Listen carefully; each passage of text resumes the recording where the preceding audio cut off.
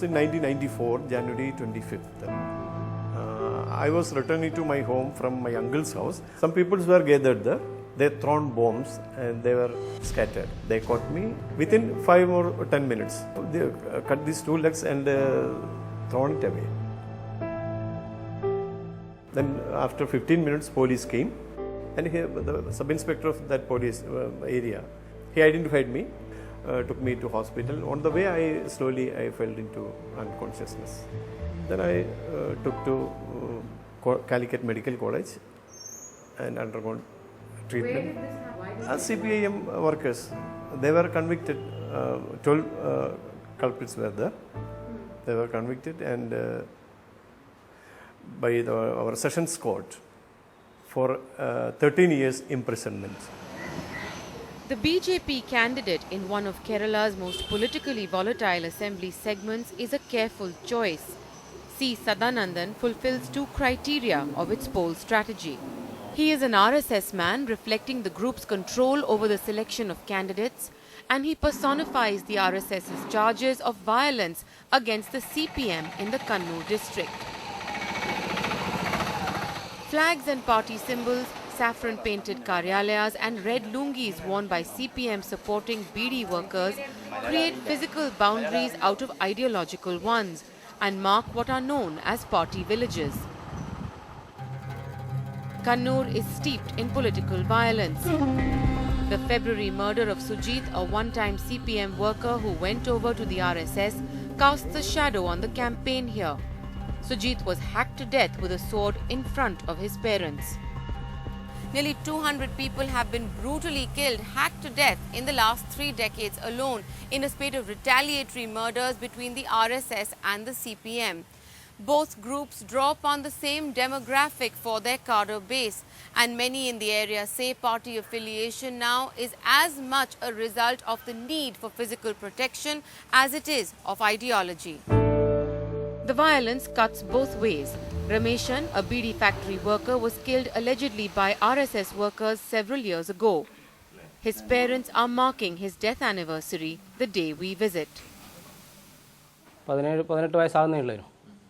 അപ്പോൾ അത് രാവിലെ തന്നെ 10 മണിയാകുമ്പോൾ ചായ കുടിക്കാൻ അത് തൊട്ടടുത്ത കടയിൽ കയറിയതാണ്.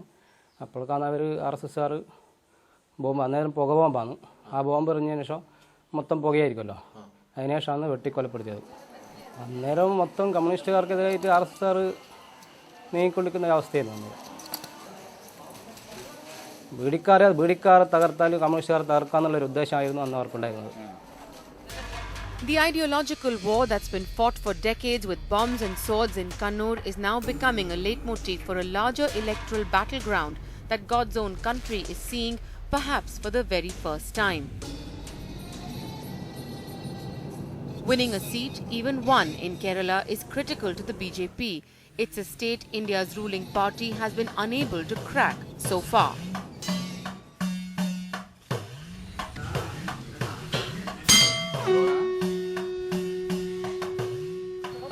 On the border between Tamil Nadu and Kerala has always had a strong social presence of the RSS and the BJP, one that they're hoping to convert into a strong electoral presence in the upcoming assembly elections. The ABVP was always strong. 35 years ago, 40 years ago, they were strong. Palghat has a very strong RSS unit, which people like Advani is very proud of. And there has always been a three-cornered electoral contest to parliament. The presence is strong because Palghat municipality is run by them. They won this municipality. It's an old municipality, one of the oldest municipalities in the country. Last September's civic body polls were a wake-up call for the state's complacent Congress-led and left-led coalitions. The BJP's vote share in those elections has risen. From 79 seats in 2010, they hold 236 today. Kerala politics has been so far polarized between the left and the Liberal Congress and other parties. It is a bipolar contest always. But during the last few years, the right wing has increasingly become influential, and they have become a factor in the result of the elections. It may not be that the right wing will be able to capture power or even get a substantial number of seats. But in the election, it will be a major factor. Who is going to win the election? I think the vote is going to be crucial.